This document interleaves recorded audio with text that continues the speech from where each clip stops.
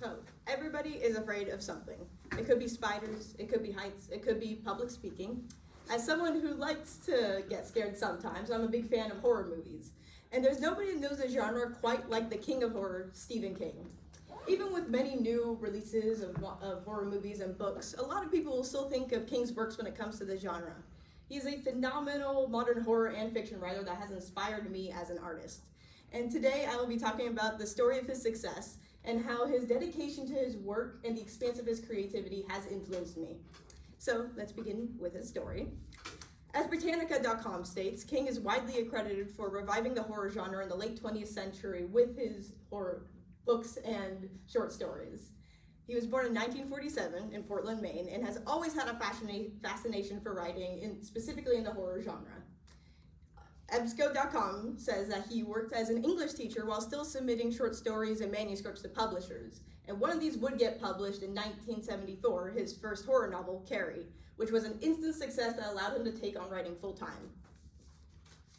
He would write many more horror novels based off of his nightmares and his life experiences. And he would also go into other genres as well as having them adapted to a lot of movies. According to TheWritingPost.com, King also wrote under the pseudonym Richard Bachman, and under this name he would write more dystopian and fiction novels to test if his success truly was from talent or if it was from a stroke of luck. And talent it was, because under both names he wrote over 60 novels and 200 short stories.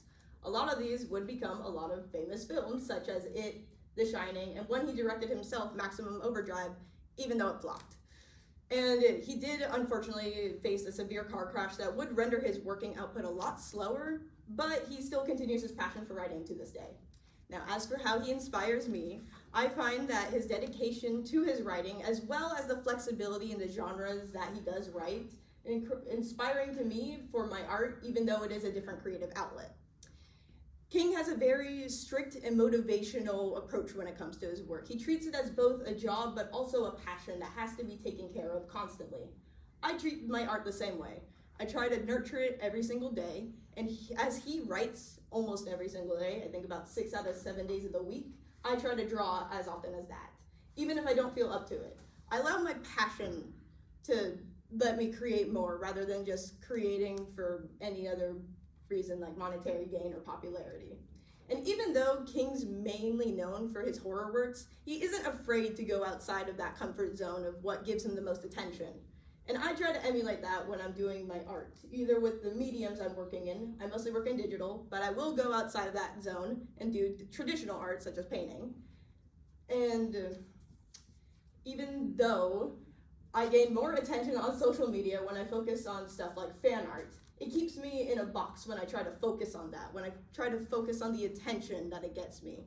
So when I started posting more original art, I didn't gain the same amount of attention, but I found myself improving across all my art styles as a result, and keeping that passion going for it.